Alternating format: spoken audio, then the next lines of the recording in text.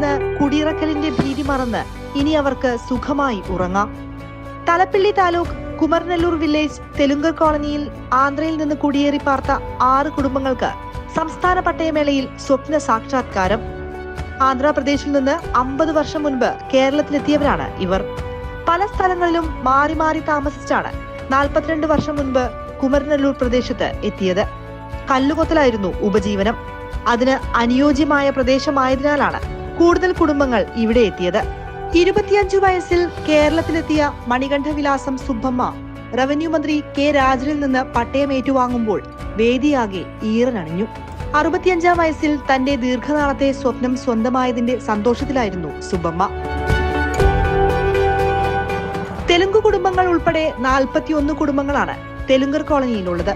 ഇതിൽ 24 കുടുംബങ്ങളുടെ സ്വപ്ന സാക്ഷാത്കാരത്തിനും വേദിയാവുകയായിരുന്നു തേക്കിൻകാട് മൈതാനം. ഞങ്ങൾക്ക് ഇത്രകാലം പട്ടയം ഉണ്ടായിരുന്നില്ല, പട്ടയം കിട്ടി. ഞങ്ങൾക്ക് അതുകൊണ്ട് ഞങ്ങൾക്ക് നല്ല സന്തോഷമാണ്, ഞങ്ങൾക്ക് നല്ല സമാധാനമായിണ്ട്. ഞങ്ങൾക്ക് ഇനി പേടിക്കാനില്ല. ഞങ്ങളിനിപ്പോ ഒരാളും പെട്ടെന്ന് പോകാൻ പറയില്ലല്ലോ. അപ്പൊ അത് കാരണം ഞങ്ങൾക്ക് നല്ല സന്തോഷമുണ്ട്. ഇതില് ഇടപെട്ട് ഇറങ്ങി മേടിച്ചു തന്ന എല്ലാവർക്കും ഞണ്ട് ചേർന്ന് പറഞ്ഞ് നന്ദി. പട്ടാവസിക്കുന്നതിന് നന്ദി, സന്തോഷം. പട്ടയം തീച്ചതിന് നന്ദി. കഴിഞ്ഞ 40 വർഷമായി രേഖകളില്ലാതെ കൈവശ ഭൂമിയിൽ താമസിച്ചു വന്നിരുന്ന കുടുംബങ്ങൾക്കാണ് പട്ടയ സൗഭാഗ്യം. കന്നാട്ടുപറമ്പിൽ പത്മനാഭനും സുഭദ്രയും 6.3 സെന്റ് സ്ഥലത്തിന് മുഖ്യമന്ത്രി പിണറായി വിജയനിൽ നിന്ന് നേരിട്ട് പട്ടയം സ്വന്തമാക്കുന്ന കാഴ്ച നിറകണ്ണുകളോടെ വേദിക്ക് പുറത്തുനിന്ന് തെലുങ്കർ കോളനി നിവാസികൾ കണ്ടു.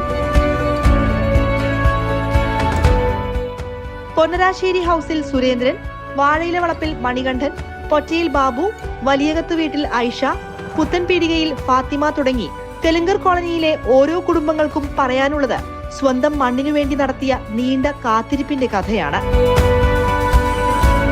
പട്ടികജാതി പിന്നാക്ക വിഭാഗങ്ങൾ ഉൾപ്പെടെ കുടുംബങ്ങളാണ് പ്രദേശത്ത് താമസിക്കുന്നത്. ഇവരിൽ 21 കുടുംബങ്ങൾ ആന്ധ്രയിൽ നിന്ന് കുടിയേറി പാർത്തവരാണ്.